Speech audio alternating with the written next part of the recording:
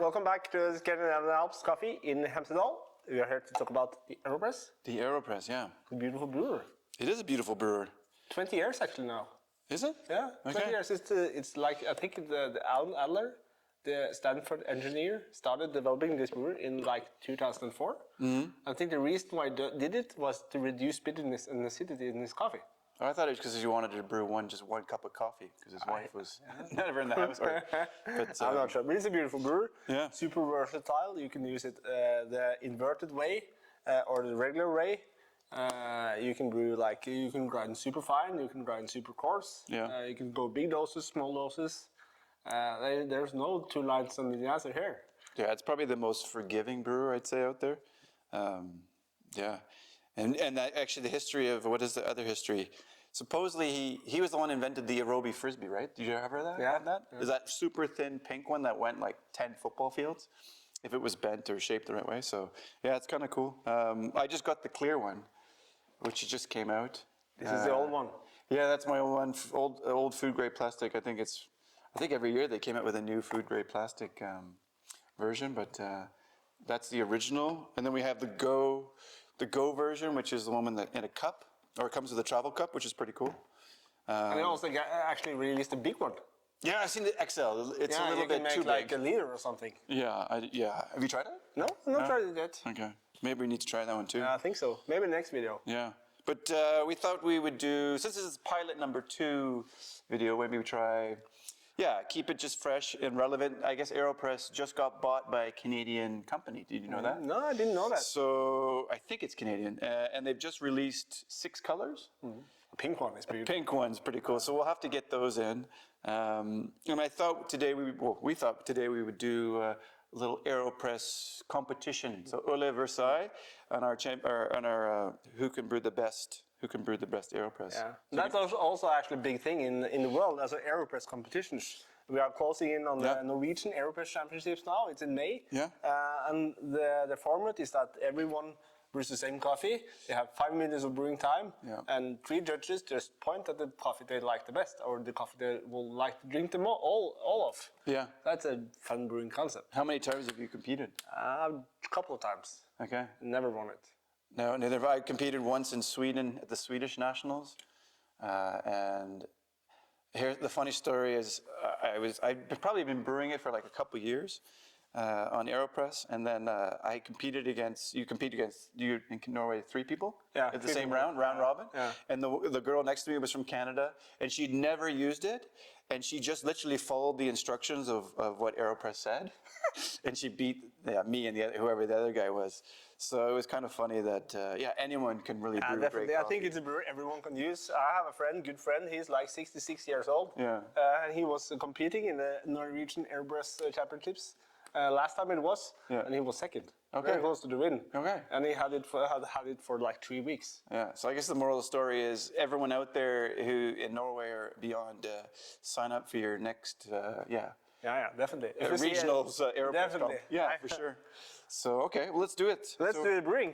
Which way you are brewing the regular way? I don't know. Actually, I might go inverted. Yeah, I go inverted. I go inverted, and I always go 2 filters. Yeah.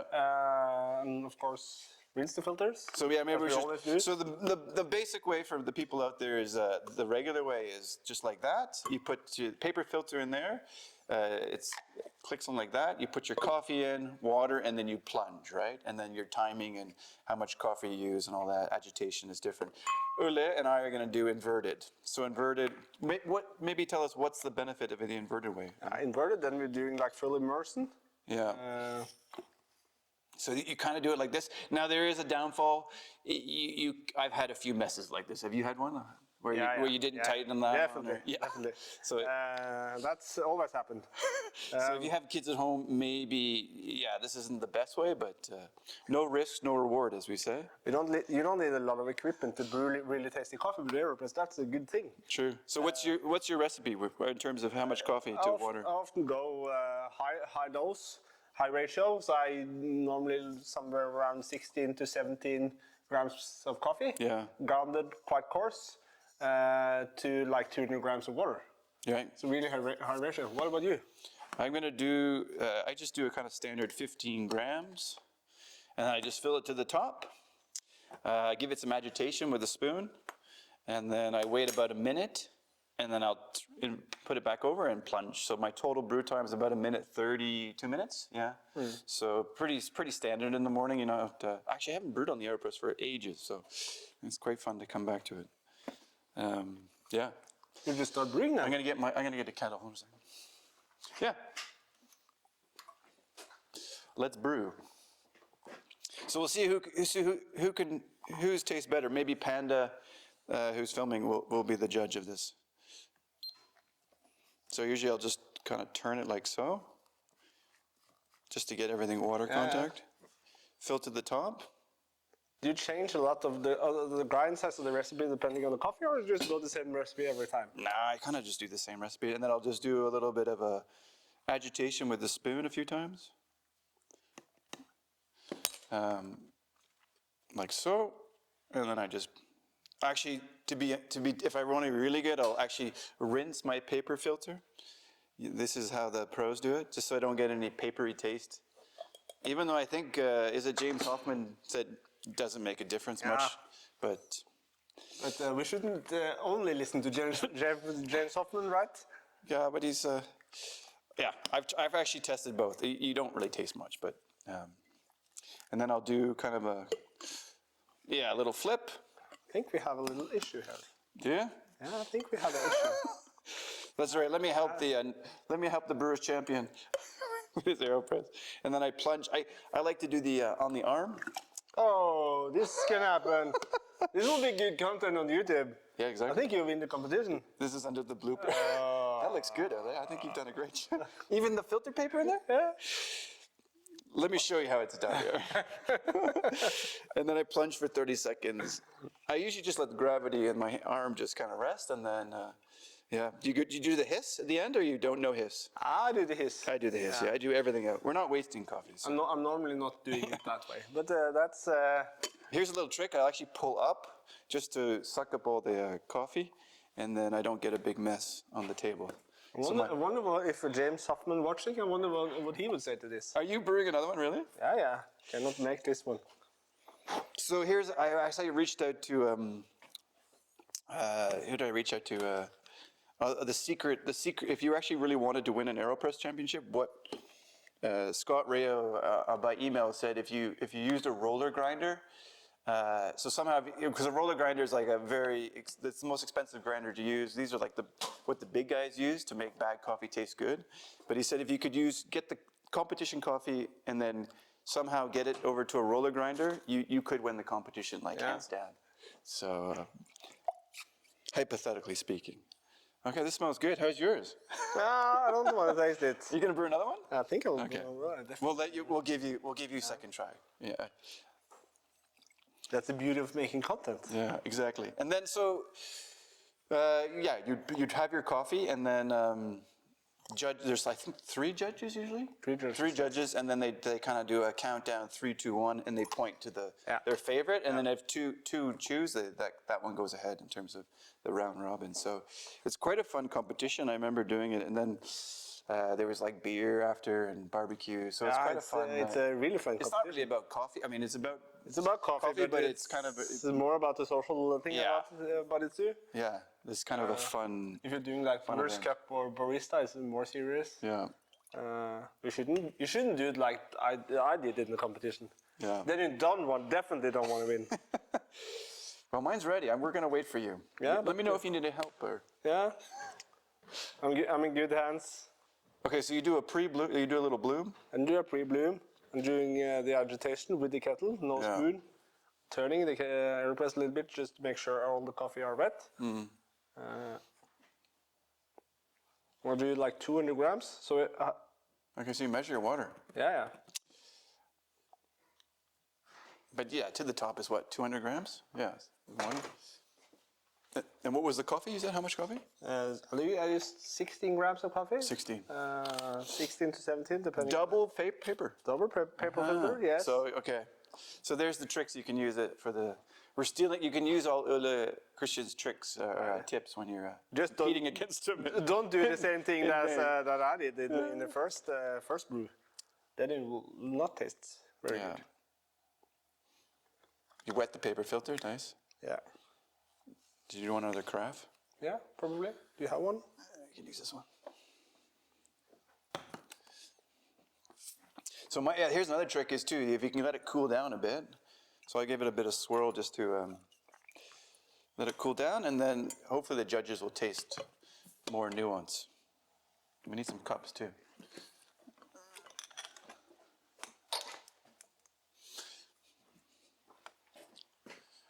And Panda, you're gonna judge us? Panda gets the judge. Okay, here's the winner right here. Canada versus Norway. Yeah, let's see.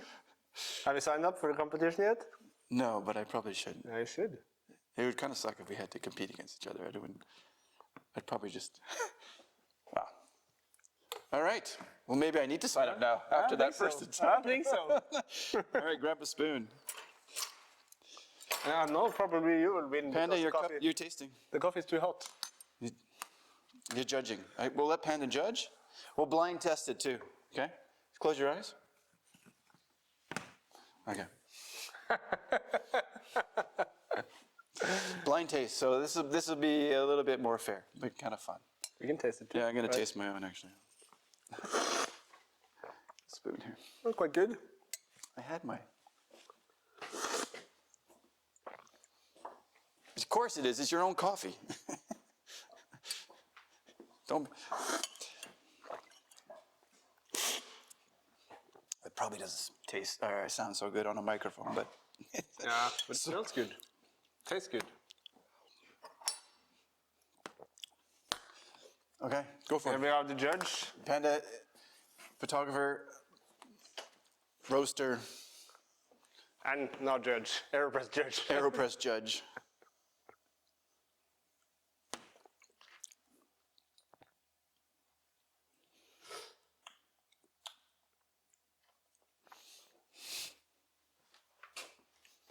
Did you want to try Ole's first one? We got the filter paper in there. Let's take a photo of that. I'm going to send you that photo.